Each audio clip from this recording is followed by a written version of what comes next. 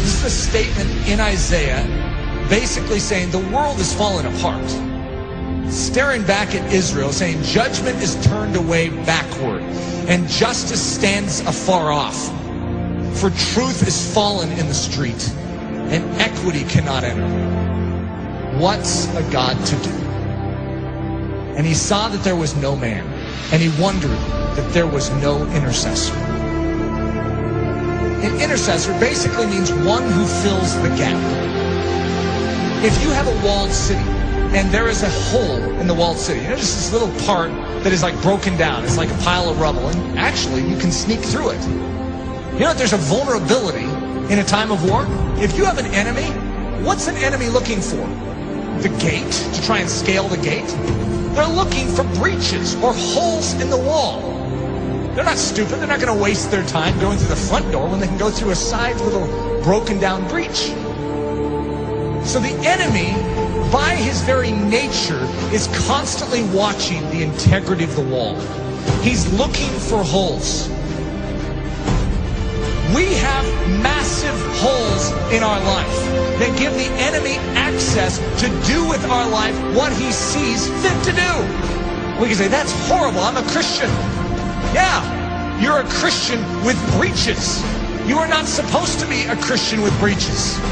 One of the key definitions of Christianity could be a man or a woman whose walls are repaired, who is made strong. Why? So that they are useful to God and they're not just constantly inwardly fighting demons. They can be outward focused.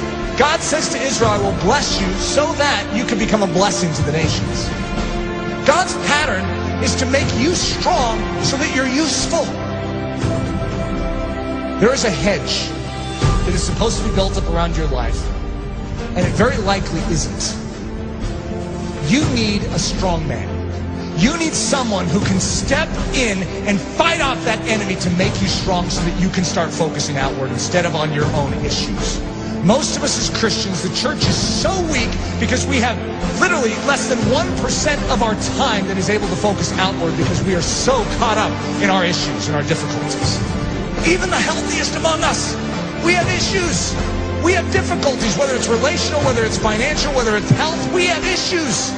And there's a dying world out there. You know that estimated 150,000 people died and went to hell today? Let's think about this. What did we all do about it? Did we take a step forward in beginning to do something about it? Or are we just stemming the tide from our life falling apart even more than it is? We are living on the defensive instead of the offensive. What we need is the same thing God was looking for back then. The walls are broken down. The city is in disrepair. Israel is without a defender.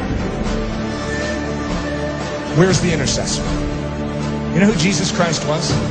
In a nutshell, he's the intercessor. He's the man who stands in the gap. He's the strong man who came and took the full blow upon himself so that we could gather our wits spiritually and awaken and say, I'm in. Thank you for rescuing me. Literally, he took the blow. Everything that was aimed right at you to absolutely decimate your life, he took it square on. Without even a whimper, he took it for the joy that was set before him because he valued you so much. He took the blow. See, one of the things that happens with the life of Jesus, we have a tendency to make him a mousy character. We have a tendency to diminish his manly strength. We are talking about the greatest warrior of all time. In the Old Testament, the term is Lord of Hosts, the captain of captains, the general of generals. And he's a general that led his troops into battle with his own life. He's the one that did it. All of the rest of the army was cowering in the background. They couldn't fight this army. And he stood up single-handedly and defeated them. That is our intercessor. That is our king. And And the same way that he stood for you then, I want you to know, he still stands for you now. When you behold the cross, and you behold the resurrected Christ, and when you behold the ascended Christ who sits at the right hand of the Father, you no longer will just remain where you are. You will say, God, do it all within me. For your glory, make me strong. Make me strong to give. God is looking for an intercessor, someone who will make up this breach. We need to become a body that is thinking about every single one around us, as opposed to ourselves. Coming to church going, I need to be prayed for this week. What about who can I pray for this week? Just a different mindset. It's not what this church can do for you, but what you can do for Jesus Christ and this church. Think of that attitude shift, saying, God, you made this life and you have called me for more than just to save me. You have rescued me so that I can become a rescuer. Who needs rescued? Who needs help? Who needs me to stand in the gap and take the hit? That's the attitude. It's not your skin and how you can save it. It's how you can spend it for His glory. His glory. For His glory.